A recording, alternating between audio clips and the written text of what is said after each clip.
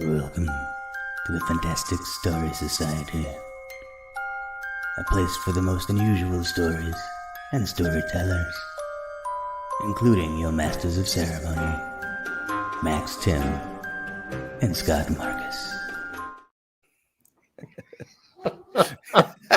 I had to surprise you with that one. That is the first time I've seen that, and no one will want to be a part of our club if that's where we're going. Oh my Lord. So we are doing our first ever live version of this show, and that opening audio is the same, but you recognize where that was shot. I put some video to the yes. Max and I did a paranormal investigation on St. Patrick's Day night at this crazy old tavern that has a crumbling hotel on top of it, abandoned for decades for sure. Quite obviously abandoned.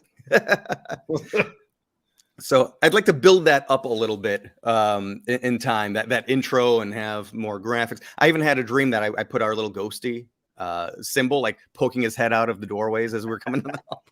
I had a dream. I literally was dreaming about it last night. Yes. Oh my God. Scott, I think, needs a vacation, man. That's fair. Speaking of vacations, though, speaking of taking trips, Maximilian, where are you headed soon? I am taking my first road trip in 2 years. I usually, for many years, would do one road trip to and from, to Chicago and back to Los Angeles because I was living in LA. But now, since I've been living in Wisconsin, north of Chicago, for the past 2 years, I'm driving to LA mid-April, and I'll be there for about a month, and then driving to Fort Worth, Texas to teach an all-day class at a film festival, and then driving back up to Wisconsin. That's a Lone Star film. Lone Star right? Film Festival, okay, yeah. Cool. I'd love to go to that one sometime. That seems like a cool. I have not experienced their festival. I went and taught, and then I was like, okay, thanks, which is too bad. I should probably spend some time at the festival, but since I'm driving so much, I'm just going to get back on the road and head up, Sure. But speaking of spending time, you have a whole month in LA, which is awesome. I'm really excited. It's going to be fun. Our coworker, Felicity Wren, who used to be my roommate for many years, she had a good point. She said, it'll be interesting to see how you feel about the city after being away for so long, and determining whether or not you like it. And I don't think I'm going to like, I love Los Angeles. You lived there a long time. And, but I get it. Like, after being in a small town for so long, I have gotten very used to small town life. Sure. And I like it. But at the same time, LA is LA. I'm going to try to see as many people as I can. Maybe heckle our guest when she's giving a ghost tour. We'll see. One thing I am interested in is seeing if my eyes don't react to allergies anymore. That's why I'm wearing my glasses right now. My contacts have been nuts. We've had this weird heat wave in Wisconsin over the past 3 or 4 days, and really windy. And so I don't know. I have a feeling I've been vacuuming my house like crazy because my little monster cats leave, themselves everywhere. Anyway. And then you're also leading a writer's retreat while you're in LA. Right. Yeah. That's one of the main reasons I'm going. I'm just looking forward to enjoying LA. Yeah, no, it's a little 2.5 day mini retreat with a few of my writers. We have about 10 writers, and we're going to spend the weekend workshopping ideas and brainstorming and eating some good food and drinking, relaxing poolside. And it's going to be nice. That's excellent. And if somebody wants to get on board, are there any spots left for your retreat? There are spots left, and the only thing you can do is email me. I do have there's a little thing on my website, thestoryfarm.org, where you can technically purchase, but you're better off just emailing me, max@thestoryfarm.org. But I'll probably close it up relatively soon. It's more of just pay attention to future retreats if you're a writer and you want to be working, all right, stuff. For those of you who might be storytellers or writers and don't know of the ISA, where Max and I both work, the International Screenwriters Association, Max is as my intern called him, kind of a celebrity, finally getting to meet Max. So this is a chance to learn from somebody that's been, active in the field of consulting and screenwriting for a very long time. So it's a pretty cool opportunity if you're into that game at all. My first job. What was your first job in the industry, technically speaking? I mean, so I guess we're thinking after college. Yeah. I worked for a documentary company in Hawaii as a editor. That's right. And so When though? Because what was your you interned at Revolution. My internships, I did a lot because that was the big point of college for me because I was so just ready to start going. But Revolution Studios, back when they were this huge company, there's $1 billion company. They just put out Black Hawk Down, and they were shooting Triple X with Vin Diesel, the first one, when I was first there. But worked at HBO Films, and then also locally in Chicago, CLTV, Chicagoland Television, CNN affiliate. Yeah. So then you went to Hawaii. Yes, after graduating. So after we were in school together in Los Angeles, I then went to Hawaii after. Right. Yeah, no, the reason I was asking is because it's interesting to think it's been technically speaking, my internship was a distribution job. I don't know why they set me up into distribution, but my first real job, I guess, was 2005, 2006, as an assistant in another distribution company. I don't really know why that is, but to think it's been almost 20 years of working in the industry, it's kind of weird. Right. It gives you perspective as a storyteller, a story creator, though, that you see how the other end of it is happening too. It's true. That's true.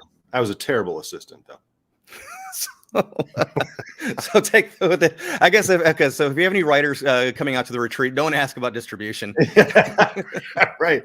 I have not really studied up that much. But, yeah. So, well, let's just dive in because we're going to be talking about a small little herd of town in the West and some ghost stories associated with it. That town is Los Angeles in Hollywood. There's going to be so much to talk about that. I'm really excited to bring I always make the mistake of saying guest, but induct our newest member. So let's do that. This is the first time we've done this here.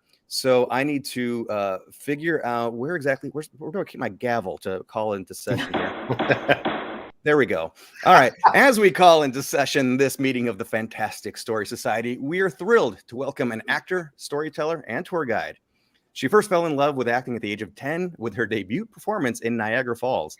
She went on to receive a bachelor's degree in theater at Cal State Channel Islands, which of course is haunted. We might have to ask about that too. She's performed in theaters all around LA, and having a love for all things spooky and paranormal, she's been able to combine that with her passion for storytelling, showing people around her city and introducing them to the dark side of LA and Hollywood. Which is not acting, touring, or studying LA history. Cassie can be found volunteering at an animal shelter, hiking Griffith Park with her own pup, or hanging at home with her pet tarantula, Calypso. And we are completely honored to welcome the newest member of the Fantastic Story Society, Miss Cassie Carpenter. Hi. And Cassie, welcome. I do have to say, I was completely with you on the entire bio up until that last line.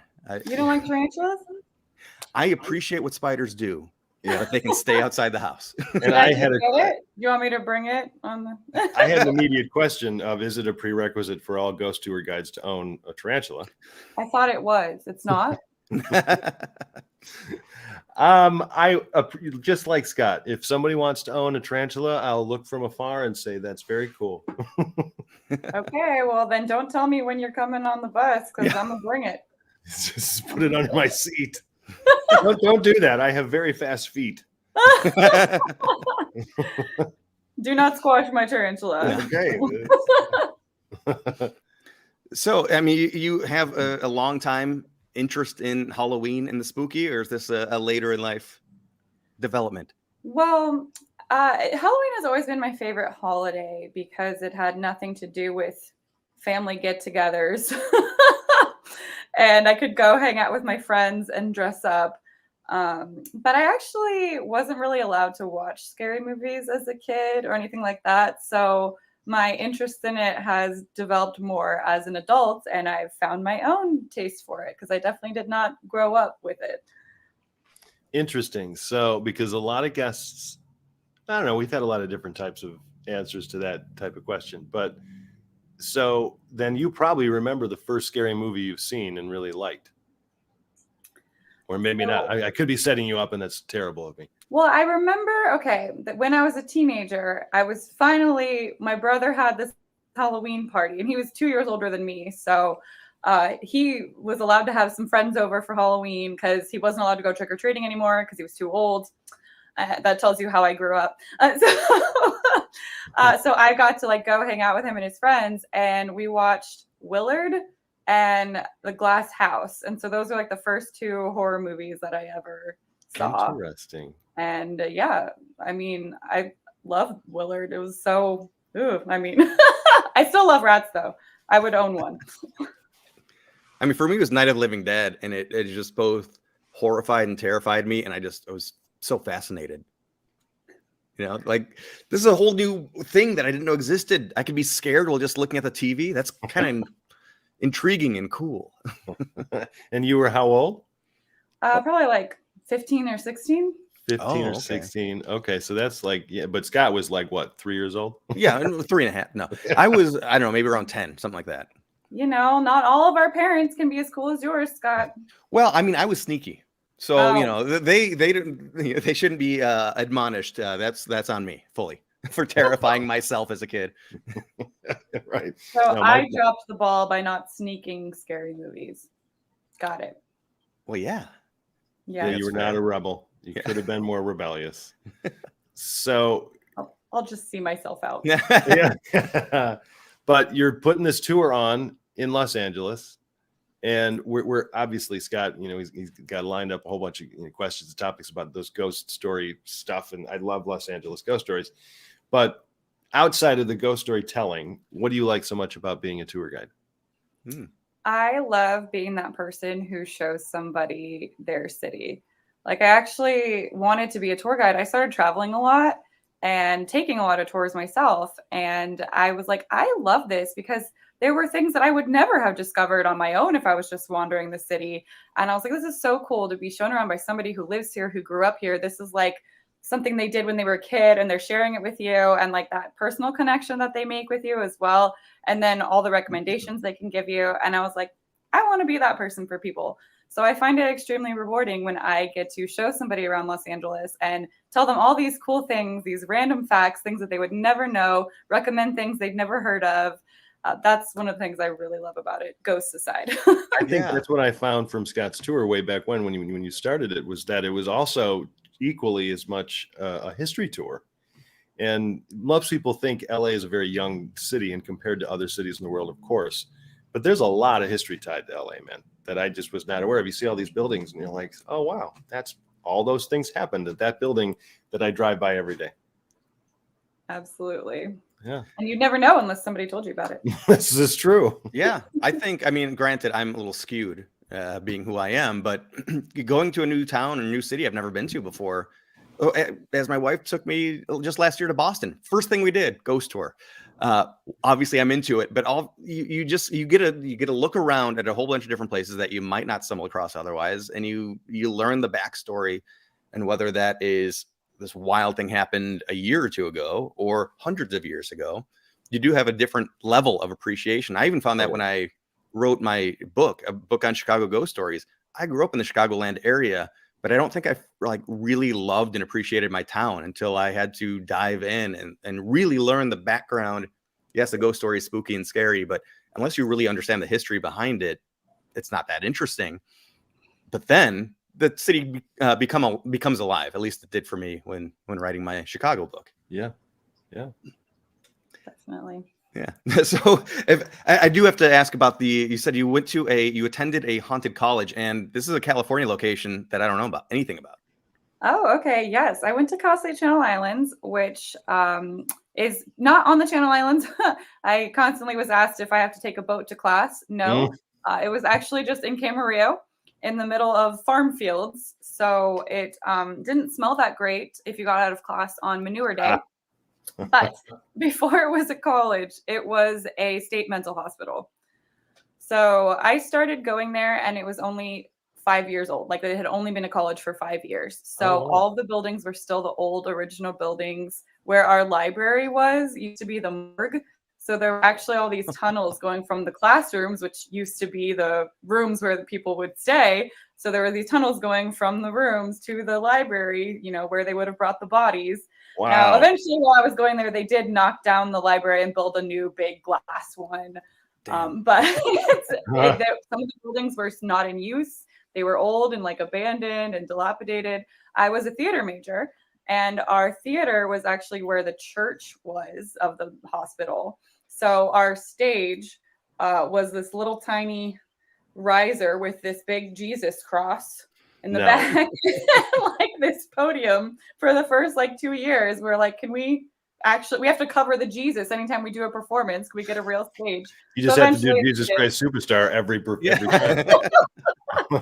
and they were like, oh, if you drop something and you crack the tile, leave because there's asbestos. So it was that kind of situation. Wow. But as I was going there, I went for about 5 years. They did develop, build a theater and stuff like that. But yeah, it was pretty creepy. Some of those old abandoned buildings are very, very creepy. Well, that's awesome. I always joke about the fact that pretty much every school has some ghost story behind it, even if there's like nothing to base that on, just kids talking. But good Lord, that is a place with some history. Yeah. Yeah. What were the claims? Well, okay, so there's one story that I actually heard of later, not while I was going there, but like one of the abandoned buildings, one of the students was like going to it, and there was a broken window, so they like hop in the broken window and like check things out, and then they went back the next day. They like told some friends, like, oh, so they went back the next day, and there was no broken window, and it wasn't a new window. It was old, dirty, just not broken window.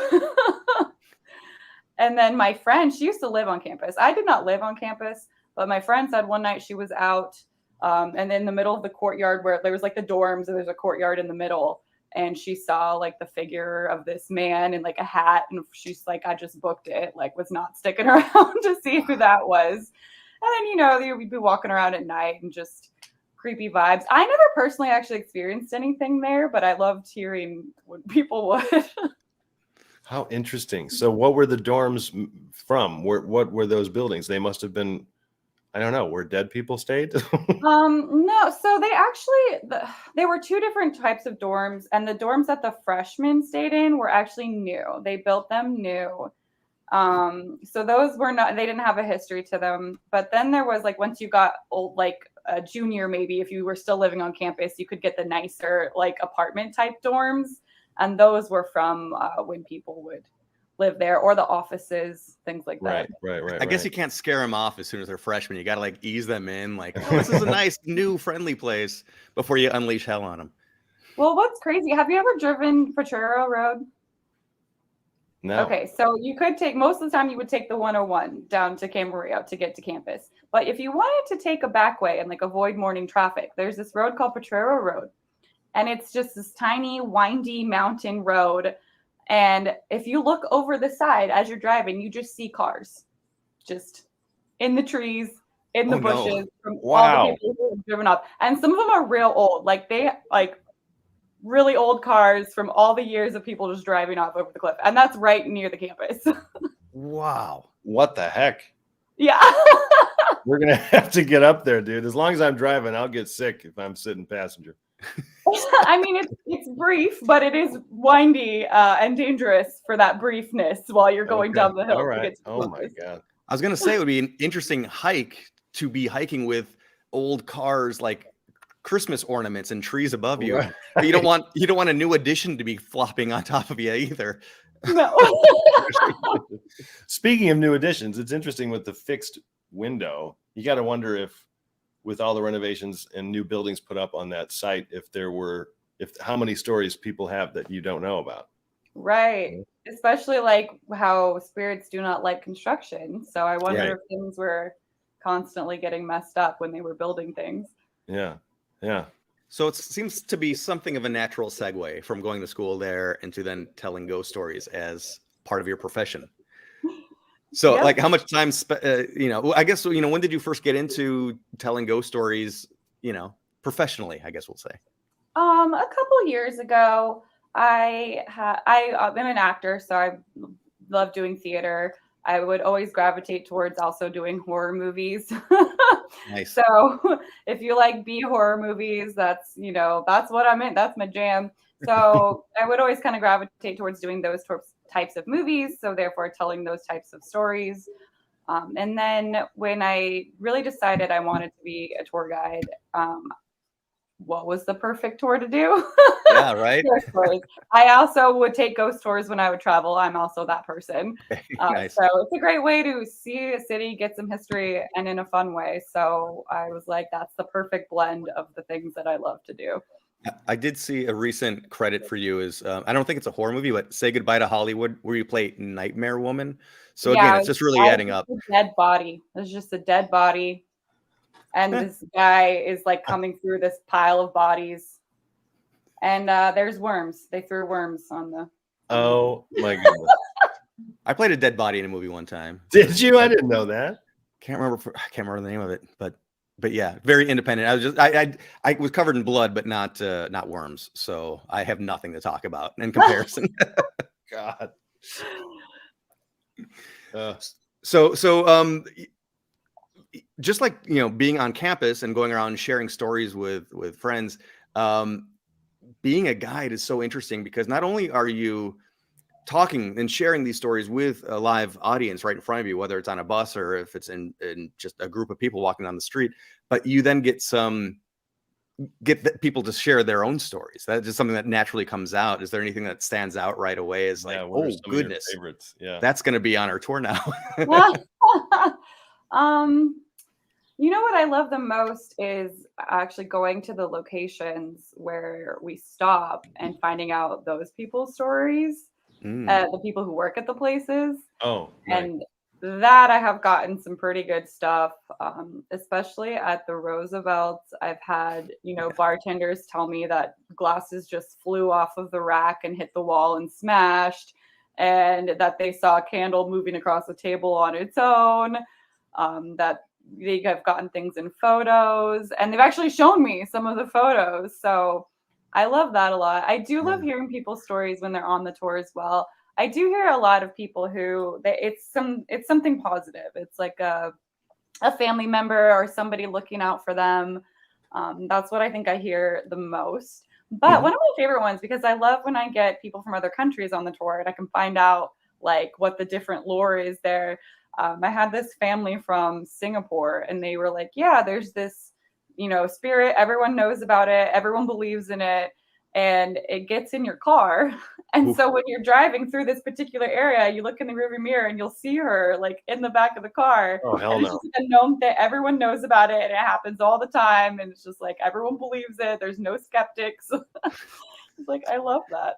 Yeah. Oof. I mean, it's always neat when there's similar stories coming from wildly different cultures too, because we've just in north of Chicago in near White Cemetery, which is a really haunted part of Northern Illinois. There's a similar type of story about, for them, it's a gangster type looking person that just suddenly is riding as if you're their chauffeur. It will appear behind you on White Cemetery. That's amazing. Cuba Road. Yeah. Weird commonalities. So, boy, there's so much to talk about when getting into Hollywood or Los Angeles ghosts. And I'm going to put you on the spot a little bit here. If there's one LA mystery, and it could have a paranormal connection, doesn't have to. If there's one LA mystery you would like the answer to, what do you think that would be? And to throw out some ideas to buy you time, basically, you know, you have like, what really happened to Elisa Lam at the Cecil Hotel? Who killed the Black Dahlia? What really happened when the Army opened fire on possible UFO flying over downtown Earth? I know. I don't even have to think about it. Oh, yeah? Albert Dekker. Have you heard that story? Name is familiar, but... Yeah, why do I know that name? Okay, so Albert Dekker was a character actor, but he was blacklisted in the 50s when the blacklist came around. And he died in 1968. He was found dead in his bathtub, completely naked, kneeling, blindfolded, handcuffed, gagged, noose around his neck hung from the shower curtain rod. He had explicit words written all over his body in red lipstick and hypodermic needles sticking out of one arm. Now, the reason I want this mystery solved is because it was ruled an accidental death. And I just have questions. Albert, what happened? Oh, my goodness.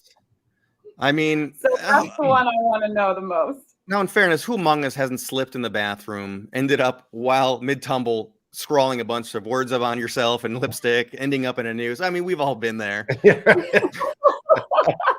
does happen. Oh, God. So I'm curious. I'm going to look this up right now. Do you know what era this took place in? What So time he period? died in 1968. 68. Okay, Late 60s. interesting. Because I couldn't help but wonder. There was the Chicago lipstick murderer, who some think there's a tie-in with the Black Dahlia case, but I think that was earlier. Really? Yeah, I mean, Black Dahlia was 1947, and Yeah. so they think maybe there's some linking connectivity tissues with the different murders, but anytime you have lipstick involved, again, I think about the lipstick murders, where he actually scrolled on the bathroom mirror, like, for the love of God, catch me before I do this again. Really? Like a guy that really couldn't stop himself, but he also couldn't go all the way to turning himself in. But horrifying stuff, really. I've never even heard that. That's crazy. Yeah. Okay, so I was able to watch you do a portion of the downtown LA, the Hollywood Boulevard tour a few months ago. I think it was in January. I was out there, and we did the first go round, kind of a pre-launch, if you will, of the bus tour that is ongoing currently, where we took people through downtown LA and Hollywood Boulevard, and of course ended up at the Formosa Cafe. Great place to have a bite and share some stories with the bartenders. I was so happy when I turned it over to you, asked you what your favorite stories were to tell, and you mentioned one of my favorite stories. And I'm curious, we've never really been able to talk about this, why the Warner Pacific Theater connects with you so much. So for one, I love me an abandoned building. Yeah. I think that is where we get the most activity on the tour as well. So I've got some great photos from that theater, faces, or like there's one that I have that it's an arm. There's like an arm in the photo in the lobby. Are you able to go into the theater? You can't go into the theater though. No, so I have been in there, but we can't talk about that. I don't want to get anybody fired. So on my tours, I point out there's a hole like in the wood and you can see in. And so I'll point it out and people will take pictures, and we've gotten some great stuff just through that hole. The Not Hole Gang. I love it. Yeah.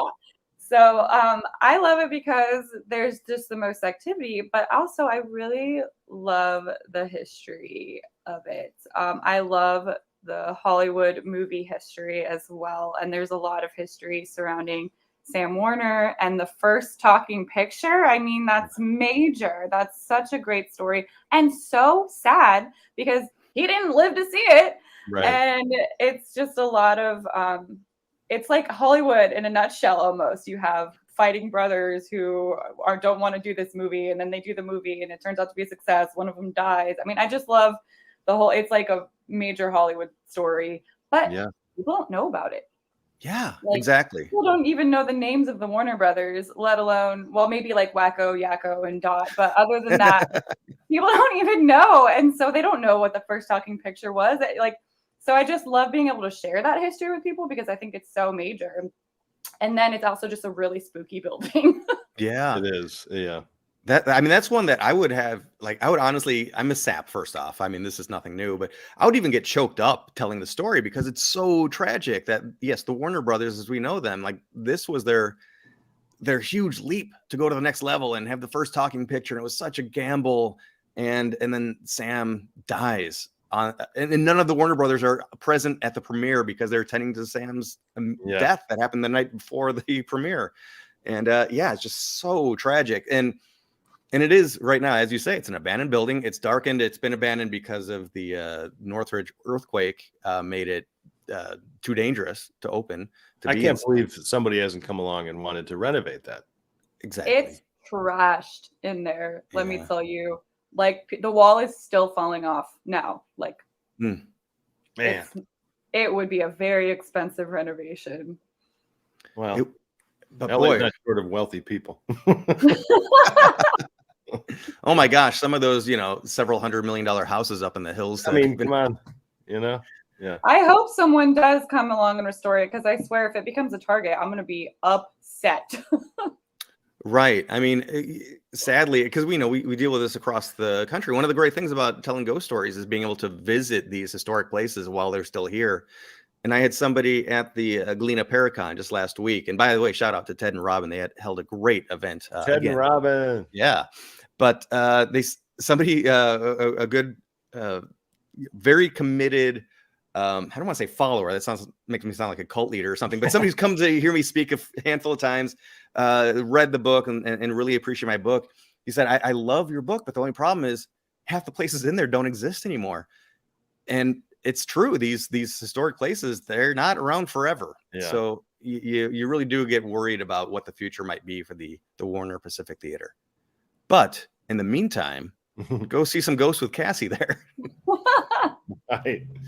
Yeah. Yeah. Where on the tour is this? It's on Hollywood Boulevard, but remind me of the, cross streets. So it's closest to like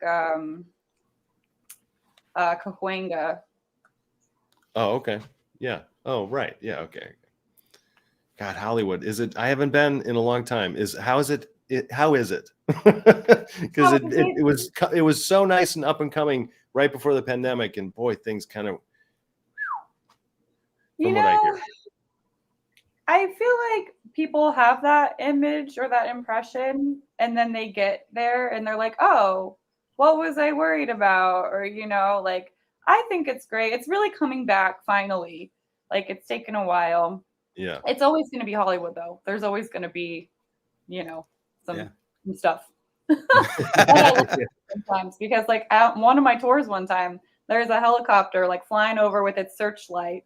And then they must have found him because they're like, come out with your hands up, like over the megaphone. And everyone on my tour was like, I thought that was just in the movies. And I was like, no, that happens.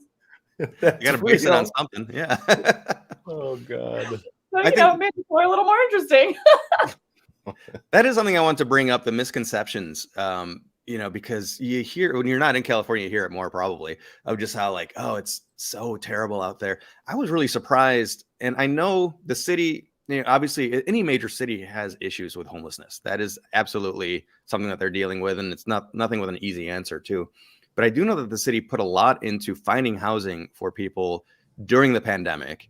And I couldn't believe when we went through and did our downtown LA bus tour, the area that we all saw as Skid Row when all of those different Elisa Lam documentaries came out. I don't know where those people are now, but they weren't on the streets like they were back when I was first leaving the tour. Yeah. Is that area still like that? So it has actually, I mean, the last couple times I've been down there, you do see it, but it's not nearly as bad as it was. So I was surprised to see that as well, actually. Well, that's good. Yeah, absolutely. So let's see. Oh, so I wanted to ask, you were doing the walking tour down Hollywood Boulevard for a while, at least a year, before we then relaunched the bus tour, which takes us through downtown LA. Do you have a favorite downtown spot? Ooh. Honestly, the peak, the area where the Pico House is, maybe not the Pico House itself, but Olvera Street and probably the Avila Adobe, because I really love old stuff. And it doesn't get much older. So excited when there's like an old building. People on my tours have to humor me because I'm like, guys, it's 100. And people from the East Coast are like, oh my God. Yeah. So I just love that that's the oldest remaining house in Los Angeles. Like, I love that. And I like the story of how it came to be, and that there's tar from the Brea Tar Pits, which is my favorite museum in Los Angeles. Yep. So that's probably my favorite downtown location. That's cool. Nice. And I've never been to the Tar Pits, and I've only been to Olvera Street once, and it was on the one tour that you gave, Scott. Hey, you're going to the Tar Pits when you come for a month.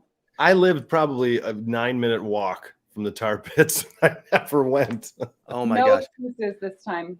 I would say, even if you didn't go through the museum, and the museum is cool, just walking through the park is amazing. Because it's bubbling up around you everywhere. It is wild. It's so wild. And the ISA, we used to hold at third Thursdays at Buzzbees, I think it was. Very close. Yeah. And it's not far from there where you'll see that bubbling crude just coming up between the cracks and sidewalks, even across the street or a block away. So, Jesus, I guess maybe I don't pay attention to the world around me. It's a good trait for an investigator for sure. Yeah. I haven't been investigating that much. It is funny though, because talking about all these old places, and both Cassie and Scott have that in common. Anytime they go to a new city or a new location anywhere, especially on road trips, Scott is all about, what does this place have? What's the history of this place? Or what are the ghost stories here? If he goes to a new bar, it's like one of the first thing he does is just Google's ghost stories of, Bob's Pub or whatever it might be. And I like that too if I'm with people. If I'm by myself, like when I was staying even in Galena last year, I can't remember the name of the hotel. The DeSoto. The DeSoto Hotel. There were some spooky stories related to this hotel. It's one of the reasons they were having this, paranormal conference. And I spooked myself out staying in this hotel room, man. And if I'm with somebody, totally different experience. If it's just me, I know that my brain can go haywire. And I've had too many experiences as a younger person to want to have them again. I was just down the hall. You could have called. Yeah. The DeSoto, what an amazing location. And speaking of stories, we're going to get one from Cassie. But first, we have a question here from an existing member of the Fantastic Story Society. And this is a question I would get asked a lot too, and which is, do they dump bodies, or have they dumped bodies in the tar pits historically? I would have to imagine that the answer at some point was yes. Somebody had to have had that idea. I don't really know this one for fact. Cassie, have you ever heard anything validating or not? There was a prehistoric person who was found in the tar pits, but since then, not to my knowledge. It would take a while for it to sink, so it's not a great place to actually hide a body if you want to get rid of one. You put some bricks around that body. Of Los Angeles is Griffith Park, so. Yeah, I think you couldn't possibly do it now. It's just so built up, and like you said, it's very thick, so they're not exactly going to sink even with bricks. But I could see back before the area was developed, if you needed to off somebody, the early gangster eras and all that kind of stuff, I could absolutely imagine that. Like, oh, well, there's this. They would have found him. They would have found him by now. Yeah. But they would have found him a long time ago, probably. Yeah. So we'll have to look into that one, Lisa. I do think it's a good question, though. And I have been asked that question in the past as well. I just don't have solid info on that one. Good to know. Lisa, you're trying to get rid of a body? I mean, what's going on here? Yeah, really good to know, she said. Okay. If you don't know, Lisa is at least part vampire, so that should make some things make sense. Things a bit. Yeah. Okay. Right. And so we are coming up to the end of our episode here, and as I mentioned earlier, that we love to just give the floor to you if there's any stories of your own that you would like to tell, whether it's something that comes off the tour or an experience on or off the tour, growing up, anything. What comes to mind? Story time. Oh my God. You want just one story? The best one you got. However many you can fit in about 7 minutes or so. Okay. I think I can get two things in. So one will be one of the greatest things I think that happened on a tour. Ooh, craziest thing was when I had to go shopping at Hustler with one of the people on the tour, but we'll go into that. Wow. So the Hillview Apartments, we're at the Hillview Apartments, and there was a speakeasy in the Hillview Apartments that Rudolph Valentino used to party in and made bathtub gin in and everything. And I'll usually talk about it from outside the building. And one night we have a group of people, and this guy is coming back home, like he lived there. And so he opens it, he hears the tour, and he's like, do you guys just want to come in? I'm moving out tomorrow, so I don't really care. And we're like, yeah.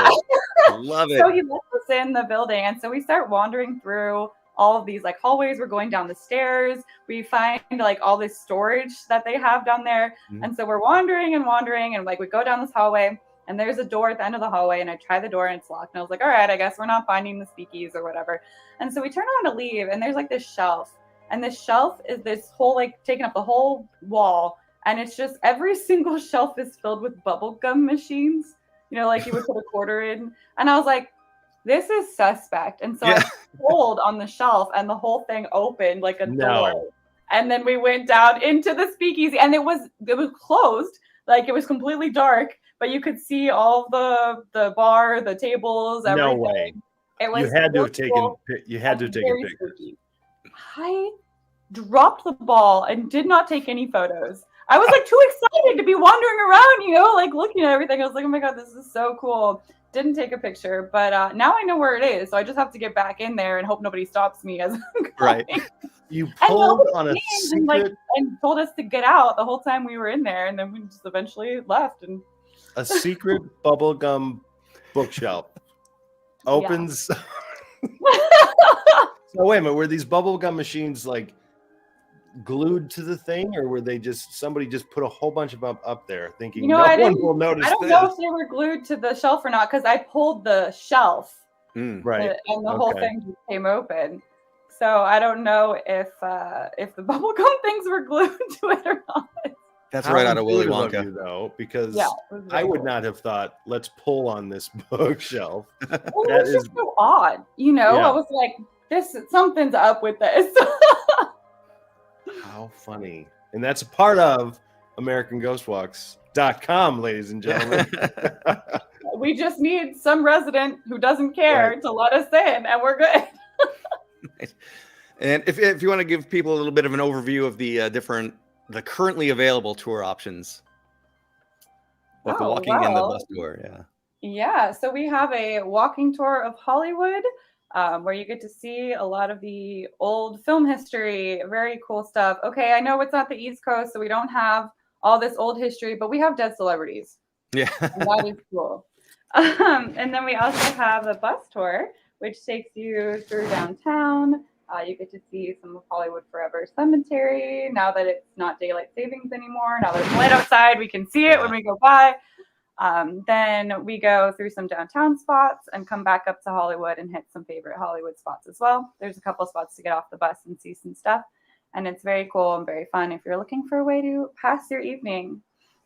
Yeah, absolutely. And again, like you mentioned, Olvera Street, I mean, that dates way, way back. So, I mean, we're pushing New England legend, not I was giving a shout out to Jeff Belanger there, New England legends, New England history and lore. That, I mean, I can't remember off the top of my head. You might, when was the Avila Adobe built? Like 1760 or something like that? I thought it was 1818. Oh, 1818? Okay. Yeah. I was giving it a little more. You were. Credibility. It's okay. That would be cool, but unfortunately not that old. All right, we're not back that far, but still a lot more than people assume when they think about LA history, which, you know. Yeah. It's like, was there anybody in LA before, you know, a young Tom Cruise strolled into town? Yeah, there was. Right. Yeah.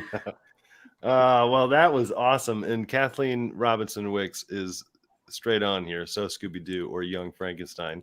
And of course, I immediately think of my Gene Wilder stuck in the bookshelf with his face pushed up. Put the candle back. Yes.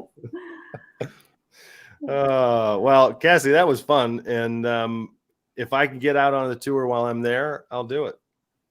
You have two things, okay? You got to take a tour and you have to go to the Tar Pits. That's all I ask. It's not much. It's not much. Yeah, I'll go to the Tar Pits. It's silly that I never went. I lived almost quite literally across the street from them. So. Just don't try to hide any bodies in the Tar Pits for Lisa. No matter what Lisa tries to get you to do. Yeah, I'll ignore Lisa's text messages and phone calls. Great. Well, thank you so much for joining us, Cassie. Again, that is AmericanGhostWalks.com. In addition to California, Hollywood, and downtown LA, they do have tours. Well, I'll just look at the scroll. Wisconsin, Illinois, Hawaii, Minnesota, Puerto Rico, and Maine. They do have stuff all over the place. Thank you for joining us. And Max, if you want to take us out. All right, everybody. Cassie is, of course, again, thank you for joining us. And for everyone watching, which is a first, and of course, listening to the podcast, keep your eyes and ears peeled for the next fantastic story, because if you share with us, you may become the next Fantastic Story Society member.